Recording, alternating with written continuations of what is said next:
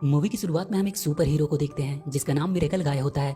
उसे टेक्नो नाम का एक आदमी आकर एक टूल देता है जिसको उसे अर्थ के बाहर खराब सैटेलाइट में लगाना था ताकि वो ठीक हो सके। टेक्नो के बैक पे जेट पैक लगा हुआ था जिसकी मदद से वो उड़ पा रहा था। मिरेकल गाय सैटेलाइट ठीक करने के लिए अर्थ के बाहर चला जाता है। उसे वहाँ सैटेलाइट पूरी तरह से टूटा हुआ दिखाई पड़ता है। तभी वो देखता है कि एलियंस की एक बहुत बड़ी फौज वहाँ मौजूद है। टेक्नो मिरेकल गाय को जल्दी करने को कह रहा था क्योंकि उसके जेट पैक का फ्यूल अब खत्म होने वाला था। तभी एक हमला होता है और मिरेकल गाय बेहोश होकर नीचे गिरने लगता है। टेक्नो उसे बचाने की कोशिश करता है पर उसका फ्यूल अब पूरी तरह से खत्म हो चुका था। वो हेडक्वार्टर में मैसेज देता है कि उन्हें नीचे कैच करें, उसका फ्यूल लो हो गया है। यहाँ से सीन शिफ्ट होती है और हम देखते हैं मेसी नाम की एक लड़की को जो अपने सिंगल डैड के साथ रहती थी। उसके डैड का नाम मार्कस था और एक वक्त वो भी एक सुपर हीरो की टीम में हुआ करता था। पर मेसी ने अपने डैड से प्रॉमिस लिया था कि वो कभी सुपर हीरो की तरह नहीं रहेगा क्योंकि उसे एक नॉर्मल डैड चाहिए था जो उसका ख्याल रख सके और उसके साथ हमेशा रह सके। वो दोनों घर में बैठे बैठे न्यूज में देख रहे थे कि किसी ने मिरेकल गाय पे हमला किया है और उसे घायल अवस्था में हॉस्पिटल लाया गया है। मार्कस हेरोइक्स नाम के फेडरेशन में काम करता था। हेरोइक्स सारे सुपर हीरो का हेडक्वार्टर था जो कि गवर्नमेंट के कंट्रोल से चलता था। जब भी कोई मुसीबत आती वो लोग खतरे के हिसाब से सुपर हीरो को अपॉइंट करते थे उस काम के लिए। हेरोइक्स की हेड मिस ग्रैंडा थी। मार्कस उसे उन एलियन के बारे में बताता है। वो डिसाइड करने लगते हैं कि किसे भेजना है उनसे लड़ने। वो ब्लीडिंग फास्ट और क्रशिंग लो को भेजने का सोच रही थी या फिर शार्क बॉय और लावा गर्ल क्योंकि वो दोनों साथ में मैरिड भी हैं। पर मार्कस उसे बताता है कि ये कोई दो हीरो का काम नहीं है। वो एलियंस की पूरी फौज को दिखाता है। ग्रैंडा कहती है सारे सुपर हीरो को रेडी होने को कहो, वो प्रेसिडेंट से इसकी परमिशन बाद में ले लेगी। वो मार्कस को भी आज उनके साथ जाने को कहता है क्योंकि उसे काफी एक्सपीरियंस है। मार्कस कहता है वो ऐसा नहीं कर सकता क्योंकि उसने अपनी बेटी से प्रॉमिस किया है कि वो दोबारा से सुपर हीरो नहीं बनेगा। ग्रैंडा उससे कहती है हमारी पूरी प्लेनेट खतरे में है और तुम्हें तुम्हारी प्रॉमिस की पड़ी हुई है, दुनिया को तुम्हारी जरूरत है। मार्कस ज्वाइन होने के लिए रेडी हो जाता है और अपनी तलवार ले लेता है। आगे हम देखते हैं हीरोइक्स के ऑफिसर मिसी को उसके स्कूल से लेकर हीरोइक्स के हेडक्वार्टर पे ले आते हैं और उसे एक सिक्योर्ड कमरे में रहने को कहते हैं जहाँ पहले से ही सारे सुपर हीरो के बच्चे मौजूद थे। वो उन्हें सेफ्टी के साथ रख रहे थे ताकि वो एलियंस इन्हें नुकसान ना पहुंचा पाए। ग्रैंडा मिसी को बाकी सभी बच्चों से इंट्रोड्यूस करवाती है। ग्रैंडा बच्चों से कहती है कि वो उनके डिसिप्लिन से काफी ज्यादा खुश है और वो ये उम्मीद करती है कि वो लोग ऐसे ही डिसिप्लिन बनाए रखेंगे। पर ये डिसिप्लिन सिर्फ दिखावा था। ग्रैंडा के वहां से जाते ही उन सबकी मस्ती शुरू हो जाती है। मिसी के पास एक व्हील चेयर में बैठा लड़का आता है जो उसे कहता है कि उसका नाम व्हील्स है। वो बताता है कि वो हमेशा व्हील चेयर पे ही रहता है क्योंकि उसके मसल्स काफी स्ट्रॉन्ग है, इतना कि उसके लेग्स के बोन उसे संभाल नहीं पाते। वो उसे वहाँ के बाकी सभी से इंट्रोड्यूस करवाता है।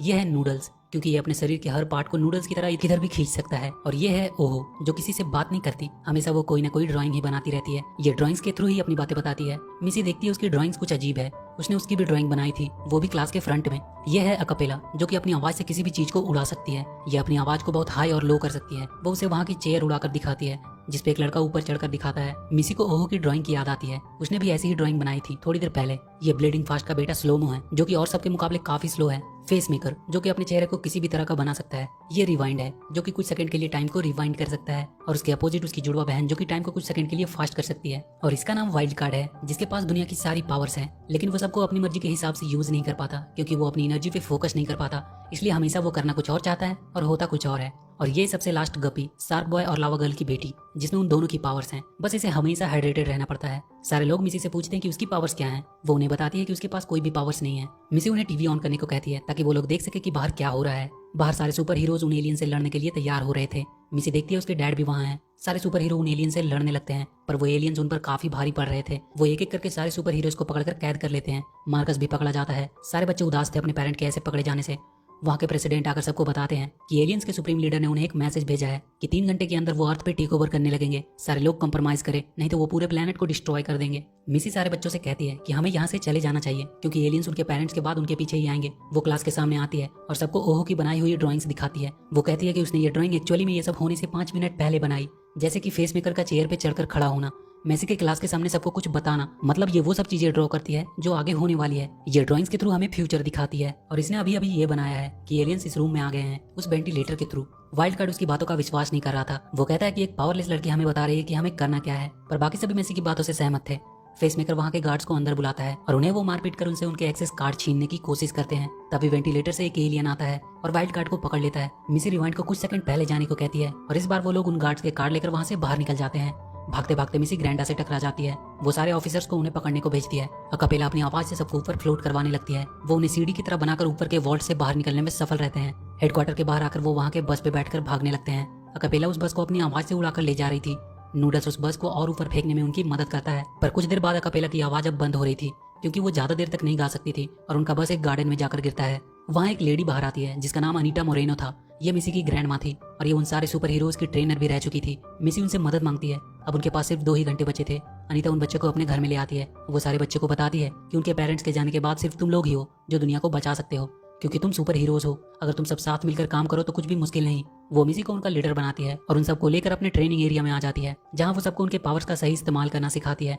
वो सबको बताती है कि तुम्हारे पावर्स पे तुम्हारा कंट्रोल होना सबसे जरूरी है, और अगर तुम सारे अपने पावर्स को मिला लो तो कोई भी तुम्हारा मुकाबला नहीं कर सकता। इधर सारे सुपर हीरोज एलियंस के कब्जे में थे। वो सब एक दूसरे से ही झगड़ रहे थे। उन्हें वहाँ के प्रेसिडेंट का मैसेज आता है कि उनके बच्चे हेडक्वार्टर से भाग चुके हैं। तभी वो देखते हैं कि उन्हें हेरोइक्स की टीम ने ढूंढ लिया है। ग्रैंडमा उन्हें एक खुफिया रास्ते से बाहर भेजती है। मिसी सबसे कहती है कि उन्हें साथ में रहना चाहिए। मिसी ओहो का ड्राइंग्स देखती है और वाइल्ड कार्ड को अपना प्लान बताती है। वो देखती है ओहो ने एक एलियन शिप बनाया है, मतलब उनके आसपास कोई शिप होगा। ढूंढने पर उन्हें वहाँ एक शिप दिखाई देता है। एलियन के उससे उतरते ही वो लोग उसमें चढ़ जाते हैं और उसकी मदद से वो एलियन के मेन शिप तक पहुंच जाते हैं। वो सब वहाँ पहुंचकर अपने पेरेंट्स को ढूंढने लगते हैं। तभी वहाँ के एलियंस उन पर हमला कर देते हैं। सब डर के मारे वहाँ से भागने लगते हैं। वो भागते भागते एक बालकनी में पहुंचते हैं। वहाँ उन्हें पिरामिड जैसा कोई चीज दिखाई देता है। उनका प्रेसिडेंट भी वहीं था। वो उनसे पूछ रहा था कि टेक ओवर कब से शुरू होने वाला है।